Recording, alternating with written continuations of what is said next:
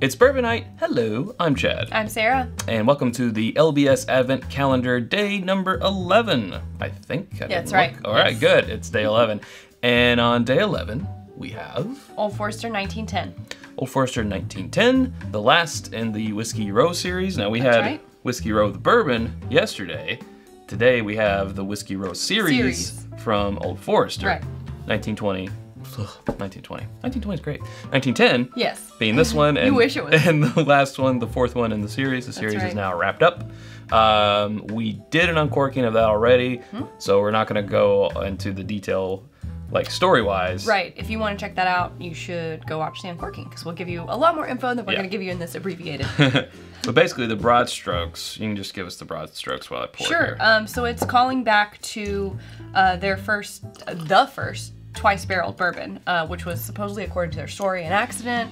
There was for some reason, they had a vat of bourbon that they couldn't bottle, and so they had to put it back into a barrel, but they put it in a new barrel. I'm sorry, your time's up.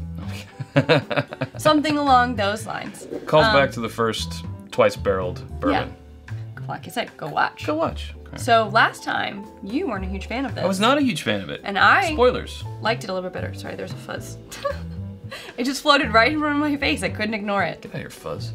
I think it smells like brown sugar and a little bit of wine. And dark, dark cherry, like Luxardo cherry. Yeah, the brown sugar. Oh, I thought I had something there for a second. I've smelled this recently. A little bit of pine needles, like dried pine needles. My initial thought when it was kind of far away was banana bread. But once I get up in here, it's not really there. But banana's not there. Man, what is that? A lot of brown sugar. Like a nice caramely sauce. Almost sort of like fig. Okay, maybe that's where I was coming with that Luxardo cherry. Yeah. I definitely still get that, but there's some jammy qualities to it. Jammy. It's jam, man. Jam. Slapping the boss. All right, well, let's dive in. For 93 proof, it's a little harsh. It's dry. It is dry. Do you get that? Yeah. Yeah. I do. Especially on the, I don't know if I said that the first time. I can't remember. You'll have to tell me in the comments. Yeah, we don't know what we said. We didn't watch How long ago was that? I filmed so many episodes since then, I don't even know.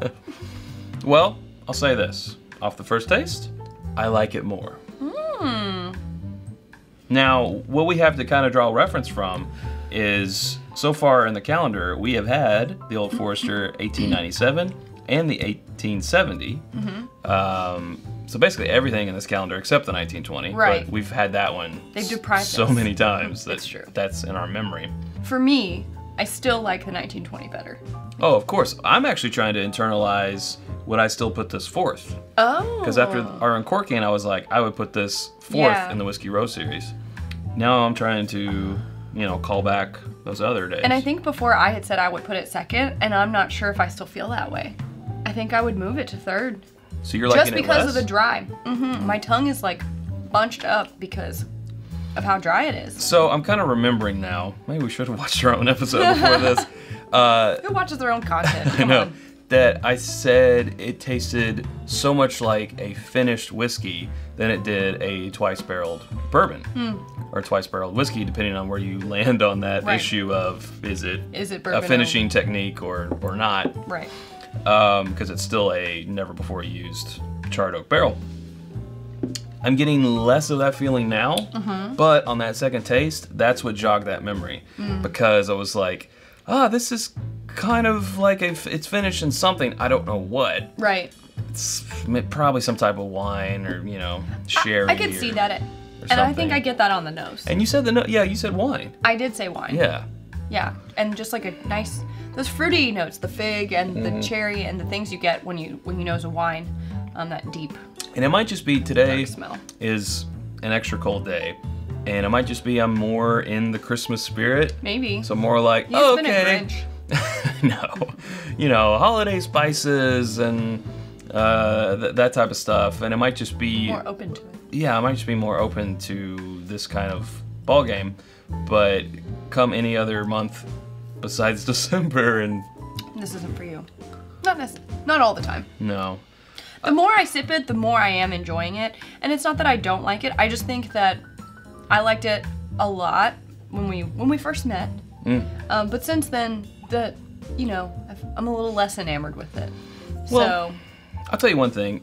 It's got more personality than the 1897 and the 1870. Even with the 1897 being higher proof, being bottled in bond. But I'm just, what's throwing me off is that finished quality of it. I might put it third now, putting the 1870 in fourth. Yeah. They would be fighting for fourth place. I think they would be my second and third. So it has changed how I feel revisiting all of these, and we could do them blind to see which one's gonna go where. But I think we're gonna be able to know exactly based on how different they are. We would know the 1910 and the 1920. I feel like the other two might kind of be interchangeable. I don't know though, because the 90 proof and the 110. Is that 110? 100. It's bottled in bond. Why does it say 110? That is a misprint. Somebody done messed up on this calendar. I don't know. Then you're right. Yes. Yeah. Of course. Okay.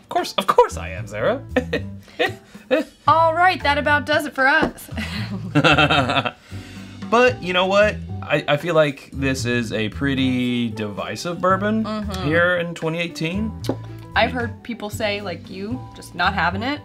And other people running out to get a bottle because they love it. And saying that it's dethroned 1920 as their favorite of the series. Which is blasphemy. No, I'm kidding. It's fine. Do what you want. Like what you want. We've always said that. Good. More 1920 for me. Go ahead. I'm going to go to 1920. I'm going to talk like this for some reason. Okay. I don't know. Yeah, I don't know. I do think my opinion has increased, but not that much. Not that much. Yeah, glad to have had it. Well, there you go. Okay, well, guys, if this is your first time here, first of all, welcome. Thanks for coming. If you like what we're bringing to the table, you can hit that subscribe button. Helps out the channel a lot. You can give us a thumbs up if you feel like we earned it. And you can leave us a comment or question down below. We also have a new home. It's whiskeyambitions.com. It's a home of our merch and other whiskey-inspired apparel, glassware, and so much more coming soon. So please visit that if you'd like, whiskeyambitions.com. Definitely do it. You can become a patron. It's patreon.com/itsbourbonnight. And for just $1 a month, you can be one of our buddies, our drinking buddies. And I mean, we'll be your buddy anyways. But if you want to join in the conversation, make some new friends, it's a great place to do that. So you should just go check it out. Get some extras. Get some extras and all that good stuff.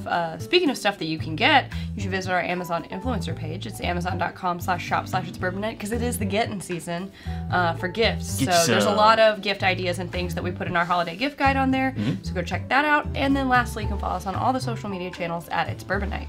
There you go. And tomorrow, we have High West Rendezvous Rye. Rendezvous. Rendezvous Rye. I think is what it says. Oh, Chad. That'll be interesting. It will be. All right, well, cool. Thanks for joining us, and thanks, Sarah. Thanks, Chad. We'll see you guys tomorrow. Until then, drink more bourbon.